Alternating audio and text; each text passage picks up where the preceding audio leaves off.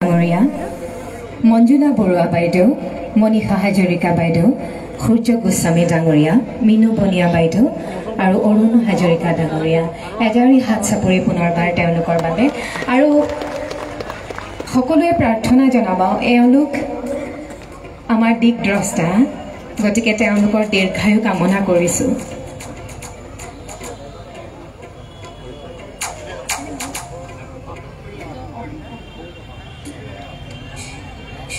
কেইগৰাকী নমস্য ব্যক্তিক মই আমাৰ সমূহ ভাগত থকা মঞ্চৰ ঠাইকণলৈ আগবাঢ়ি যাবলৈ অনুৰোধ জনাইছোঁ। আমাৰ জুবিন বন্ধুসকলে বন্তি প্ৰজ্বলন এই পবিত্ৰ কামফেৰাত তেওঁলোকক সহায় কৰিব।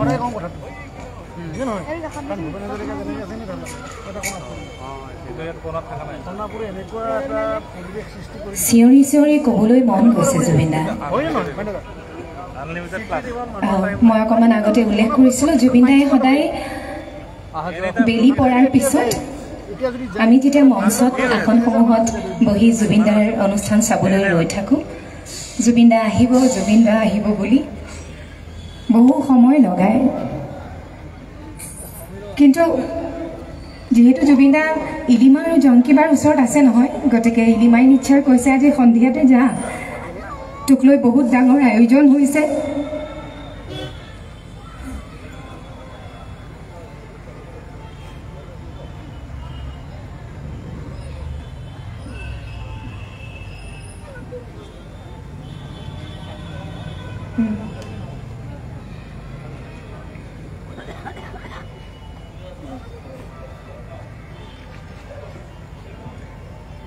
মঞ্চতে বন্তি প্ৰজ্বলন কামফেৰা আমাৰ সমাপন হ'বলৈ গৈ আছে। জুবিনদা, তোমাৰ বাবেই চাকি জ্বলাইছোঁ। অনুষ্ঠানটিৰ নাম যিহেতু পোহৰৰে চাকি,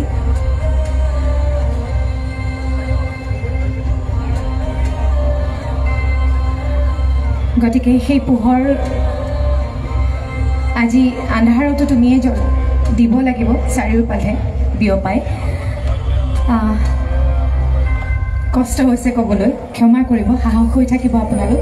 মঞ্চত উপবিষ্ট প্ৰতিগৰাকী নমস্য ব্যক্তিক আমি সম্বৰ্ধনা জনাবলৈ আগবাঢ়িছোঁ। একোখনকৈ ফুলাম গামোচা আৰু এটি গছ পুলিৰে, দাদাই যিহেতু প্ৰকৃতি প্ৰিয় আছিল, গতিকে আমাৰ সন্মানীয় ব্যক্তিসকলক দাদাই ভাল পোৱা একোটিকৈ গছ পুলি লগতে এখনি ফুলাম গামোচাই আমি সম্বৰ্ধনা জনাবলৈ আগবাঢ়িছোঁ। প্ৰথমে বিশিষ্ট সংগীত শিল্পী জে.বি. দাস ডাঙৰীয়াক আমি এখনি ফুলাম গামোচাৰে সম্বৰ্ধনা জনাবলৈ আগবাঢ়িছোঁ। লগতে আগবঢ়াব এটি সেউজীয়া গছ পুলি।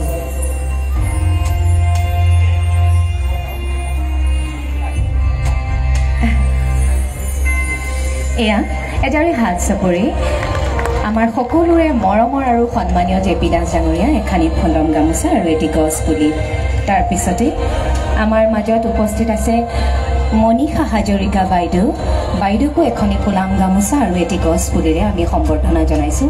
আজি এই পোহৰৰে চাকি অনুষ্ঠানটিৰ বন্তি প্ৰজ্বলন অনুষ্ঠানটি যিহেতু তেওঁলোকে ইয়াত অংশগ্ৰহণ কৰিছে। লগতে আছে আমাৰ মঞ্জুলা বৰুৱা বাইদেউ, আমাৰ লগত আছে মিনু বনিয়া বাইদেউ, যিসকল বৰেণ্য ব্যক্তিয়ে আমাৰ সাংস্কৃতিক প্ৰথাৰখনলৈ বহুতো সেউজীয়া উপহাৰ আগবঢ়াইছে। আমাৰ মাজত উপস্থিত আছে সূৰ্য গোস্বামী ডাঙৰীয়া, তেখেতকো এখনি ফুলাম গামোচাৰে সম্বৰ্ধনা জনাবৰ বাবে অনুৰোধ জনাইছোঁ। লগতে আগবঢ়াইছে এটি গছপুলি। আৰু আমাৰ তেনে কাষতে আছে সকলোৰে সন্মানীয় অভিনেতা এয়া অৰুণ হাজৰিকা ডাঙৰীয়া, এখনি ফুলাম গামোচা আৰু লগতে এটি সেউজীয়া গছ পুলিৰ আমি তেখেতকো সম্বৰ্ধনা জনাইছোঁ।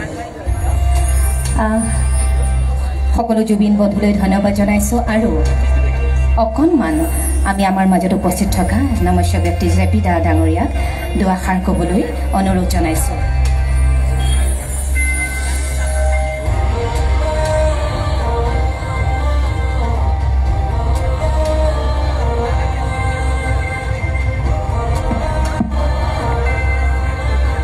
ক'ব খুজিছোঁ ক'ব মন গৈছে আৰু ক'ম এটা কথাই ক'ম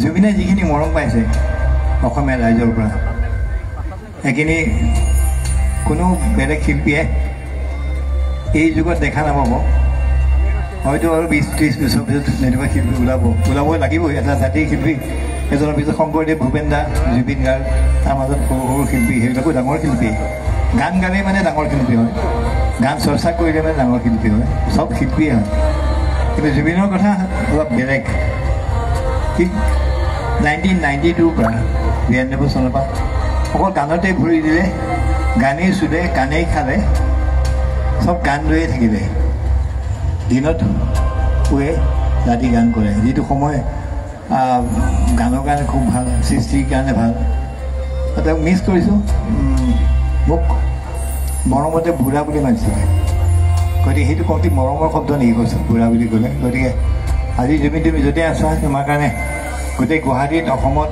তেজ দান কৰিছে ব্লাড ডনেশ্যন হৈছে তাতকৈ ডাঙৰ কথা নালাগে সেই ব্লাডখিনি তুমি ঘূৰাই পোৱা প্ৰত্যেক অসমীয়াৰ পৰা ব্লাডখিনি পায় তুমি যদি আকৌ ঘূৰি আহা ভাল পাম আশা কৰোঁ তুমি মাজে মাজে তোমাৰ ৰূপ লৈ বেলেগ যদি ঘূৰি আহে অসমলৈ আকৌ এজন জুবিন জন্ম হ'ব এইটোৱে কথা মই ক'লোঁ নমস্কাৰ এটা স্মৃতি মনত পৰিছে সেইকাৰণে মই লাহেকৈ মঞ্জুলাক কৈছোঁ তাকে আৰু এটা জন্মদিন আছিলে বহু বছৰ আগৰ কথা কৈছোঁ চানমাৰী ফিল্ডত সি আমাক সকলো জ্যেষ্ঠজনক নিমন্ত্ৰণ কৰিছিলে আৰু এটা ধুনীয়া এক্ৰেলিকৰ মুমেণ্টৰ ভিতৰত জুবিনৰ ফটো থকা ছবি এখন থকা এটা মুমেণ্টো আমাক উপহাৰ দিছিলে আৰু সি নিজে গান শুনাইছে আমাক আজি আপোনালোকে বহক মই গান শুনাম আজি হ'ব 12-14 বছৰমান আগৰ কথা তো সেই সেনেকুৱা এটা মন আছিলে জ্যেষ্ঠজনক কিন্তু সাংঘাতিক সন্মান কৰিছিলে সেইটো জানো য'তেই দেখোঁ গালিও পাৰোঁ কেতিয়াবা অমুকটো নকৰিবি তমুকটো নকৰিবি কিন্তু আকৌ মনতো নাৰাখে সেইবোৰ কথা য'তেই দেখে খাপত মানি ধৰি পেলাই ক'ব লাষ্ট ভাইমন্দা চিনেমাখন চাওঁতে এটা কৈছিলোঁ ৰেষ্ট লওক অলপমান গাটো বেয়া দেখিছিলোঁ যি নহওক আজি সি কায়িকভাৱেহে আমাৰ মাজত নাই কিন্তু সি আছে সি থাকিব কাৰণ এইটো জুবিন যুগ চলি আছে এই জুবিন যুগ কাৰণ মই খুব আত্মবিশ্বাসৰে সৈতে ক'ব পাৰোঁ আজি জয়ন্ত হাজৰিকাক আমি পাহৰিছোঁ নেকি নাই পাহৰা কোনো নহয় জানো 34 বছৰত জয়ন্ত হাজৰিকা গুচি গৈছিলে খুব কম সৃষ্টি কিন্তু সেই সৃষ্টিখিনি আজিও নৱপ্ৰজন্মৰ মাজত সজীৱ হৈ আছে আৰু এই জুবিন যুগৰ যিমান সৃষ্টি অনাগত বহু বছৰ মই সীমাত ক'ব নোৱাৰোঁ জুবিন জীয়াই থাকিব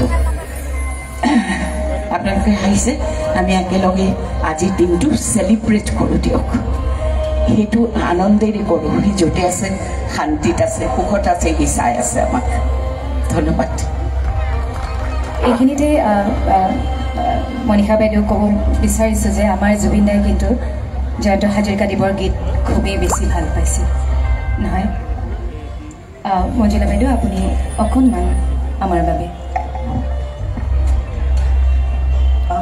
তাৰ বিষয়ে ক'বলৈ মানে ইমানেই গধুৰ হৈ আছে আজি 2 মাহ এটাৰে প্ৰশ্নৰ উত্তৰ বিচাৰি ফুৰোঁ কিয় হ'ল কেনেকৈ হ'ল সেইটোৰে প্ৰশ্ন আৰু আমি সকলোৱে ন্যায়ৰ বাবে লাগি আছোঁ ভগৱানকো প্ৰাৰ্থনা কৰি আছোঁ তুমি ন্যায় দিয়া আৰু আজি আমি আচলতে জুবিন গাৰ্গৰ জন্মদিন উদযাপন নহয় আমি পালন কৰিছোঁ মৰমৰে সুঁৱৰিছোঁ সদায় সুঁৱৰি যাম মোৰ ব্যক্তিগতভাৱে মই ভাবোঁ যে এই জুবিনৰ জন্মদিনটো আমি জুবিন দিৱস হিচাপে যদি পালন কৰোঁ আৰু তাৰ যিখিনি সপোন আছিল বৰ অসম য'ত কোনো জাতি ধৰ্ম বৰ্ণ নাথাকিব সকলো একেলগে থাকিব আমি যেতিয়াই যাক যেনেকৈ পাৰোঁ আমি সহায়ৰ হাত আগবঢ়াম মানুহ হৈ মানুহৰ প্ৰতি আমাৰ মৰম কাৰণ জুবিন মানুহৰ মানুহ আছিলে সি কেতিয়াও নিজকে সাংসাৰিক জুবিন বা কাৰো প্ৰতি তেনেকৈ সি লিমিটেশ্যনৰ ভিতৰত নাছিলে সি সৰ্বোচ্চ উজৰি মানুহক সহায় কৰিছিল। কেতিয়াবা দেখোঁ আমি একেটা বিল্ডিঙতে থাকোঁতে এদিন একেলগে আমি ক'ৰবালৈ গৈছিলোঁ, গেটৰ মুখত বহুত মানুহ প্ৰায় 50-60 জন। সি নামি দিলে, আমি জ্যোতি চিত্ৰবন কিবা এটা আছিল তালৈকে গৈছিলোঁ, মই তেওঁৰ লগতে গৈছিলোঁ, গৰিমা মই। তেওঁ নামি গৈ দুটা পকেটৰ পৰা মনি বেগৰ পৰা যিমান আছে দি গৈছে, এফালৰ পৰা দি গৈছে। তাক ক'বলগীয়া হৈছিল আমাৰ দেৰি হ'ব, আমাৰ কাৰণে ৰৈ আছে, এইখন ষ্টাৰ্ট কৰিব। এই তেনেকুৱা সি কেতিয়াবা সেইখিনি হাত ৱেভ কৰি পেলাই পাৰ হৈ নাযায়, সি নামি যায়। তেতিয়া গৰিমাই কৈছিলে যে তুমি এনেকৈ যে দি গৈছা সকলো জেনুইন নে তুমি জানো? তেতিয়া সি কৈছিলে তেওঁলোক আহিছে, দে নিড মি, মই সহায় কৰিবই লাগিব। সেয়াই আছিল আপোনালোকৰ জুবিন। গতিকে আমি আহক, তেওঁৰ যিখন সপোনৰ অসম তেওঁ ভাবিছিলে, আমি তেওঁৰ আদৰ্শৰে উদ্বুদ্ধ হৈ আমিও সেই অসমখন গঢ়িবলৈ আমি সকলোৱে সহযোগিতা আগবঢ়াওঁ। আৰু বেছি নকওঁ, ইয়াকে কৈ মই সকলোকে পুনৰবাৰ ধন্যবাদ জনাইছোঁ আৰু জুবিনলৈ বহুত মৰম আশীৰ্বাদ দিছোঁ। মই নাভাবোঁ সি নাই, সি আছে, সি আমাৰ প্ৰত্যেকৰে হৃদয়ত সি আছে। সি কায়িকভাৱে নাই কিন্তু আছে। আমি এনেকৈ তাক জীয়াই ৰাখিম, চিৰকাল যিমান দিন থাকোঁ ইমান দিন জীয়াই ৰাখি আপোনালোকেও সকলোৱে তাক জীয়াই ৰাখিব। Thank U. মঞ্জুলা বাইদেউলৈ ধন্যবাদ জ্ঞাপন কৰিছোঁ। মিনু বনিয়া বাইদেউ এষাৰ জুবিনদাৰ বাবে। জ্যেষ্ঠজনে কোৱাৰ পিছত মই আৰু একো ক'ব লগা নাই বিশেষ, কিন্তু এটা কথা ক'ম, পৃথিৱী যেতিয়ালৈকে থাকিব, সৃষ্টি যেতিয়ালৈকে থাকিব, জুবিন তেতিয়ালৈকে জীয়াই থাকিব। যিহেতু জুবিন কায়িকভাৱে নাথাকিলেও তেওঁ সৃষ্টি জাজিয়ে পৃথিৱী জিনিলে, গতিকে আমি জুবিন নাই বুলি ক'ব নোখোজোঁ। জুবিন জীয়াই ভাল লাগে। জুবিনৰ নিচিনা এজন গায়কক মই 2টা বিহু গোৱাইছিলোঁ। মই মোৰ নিচিনা এগৰাকী মিহিকিন মহিলাই তেওঁক গোৱাব পাৰিছিলোঁ। এতিয়া মই সেই কথাটো বৰকৈ উপলব্ধি কৰিছোঁ আৰু তেতিয়া মোৰ একোৱে নালাগিছিলে। এতিয়াহে মোৰ লাগে যে জুবিনক মই 2টা বিহু গোৱাব পাৰিছিলোঁ আৰু মই কাষত থিয় হৈ গোৱাইছিলোঁ ষ্টুডিঅ'ত। গতিকে সেইটো এটা মোৰ কাৰণে আপুৰুকীয়া সম্পদ আৰু মই সেইটো সদায় মনত ৰাখিম। আৰু মই মোৰ আজিৰ ইয়াত থিয় হৈ মই যিসকলে এই অনুষ্ঠানটো আয়োজন কৰিছে তেখেতসকলক মই ধন্যবাদ জনাইছোঁ, মোকো এনেকৈ মাতি অনাৰ কাৰণে। আৰু গতিকে মই তেওঁলোকৰ যোগেদি এই যে অনুষ্ঠানটো আৰম্ভ হ'ল, বছৰে বছৰে হৈয়ে থাকিব, জুবিন জীয়াই থাকিব। আৰু আমি ভাবোঁ আজি জন্মদিনত জুবিনক য'তেই আছে তাতে তেওঁ সুখে সন্তোষে থাকিব। মোৰ এয়া শুভেচ্ছা থাকিল। ধন্যবাদ। ধন্যবাদ মিনু বনিয়া বাইদেউ। আমাৰ মাজত আছে সোধা কথা ডক্টৰ ভূপেন হাজৰিকাদেৱৰ লগত তবলাত সংগত কৰা সূৰ্য গোস্বামী ডাঙৰীয়া, তেখেতকো এষাৰ ক'বলৈ অনুৰোধ জনাইছোঁ। আজি জুবিনৰ জন্মদিন বুলি ক'লে বেয়া লাগিছে, কাৰণ জুবিনক মই বহুত সৰুৰ পৰা জানিছিলোঁ, 1990 পৰা চিনি পাইছিলোঁ। মই চাকৰি আছিলে বাগিচাত, মোৰ ভৰি ভাগিলে, তাৰপিছত কোম্পানীয়ে ক'লে তুমি যোৰহাটত ট্ৰেন্সফাৰ দিছোঁ, তুমি তাতে ঘৰ ভাড়াইছিল ল'বা, কোম্পানীয়ে পে' কৰিছিলে আমাকে। মই তেতিয়া বিচাৰি জুবিনৰ ঘৰৰ কিনাৰতে ঘৰটো পালোঁ। তো মই জুবিনকো চিনি নাপাওঁ, মোকো চিনি নাপায়। দোকানলৈ মাজে মাজে ৰাস্তালৈ ওলাই আহোঁ, তেওঁ আহে, দেখা পাইছোঁ। ইণ্ডিপেণ্ডেণ্ট মোৰ এটা ইণ্টাৰভিউ লৈছিলে জনী জনমেভিক, তেতিয়া মই আকৌ জনাজান হৈ গৈছিলোঁ। পাছত ভূপেনদাৰ লগত বহুবাৰ গৈছোঁ যোৰহাটলৈ, বহু বছৰ গেপ থাকিছিলে, চিনি পাহৰি গৈছিলে মানুহে। তেতিয়া মোৰ কথা ক'লে মানুহজন কোন, তেতিয়া কৈছিলে যে মোৰ কথা অলপ ক'লে। তেতিয়া মই অলপ চিনাকি হ'লোঁ, ঘৰলৈ গ'লোঁ। ঘৰলৈ মই বেছি তাতে 8 বছৰ আছিলোঁ সেই বঙাল পুখুৰীত।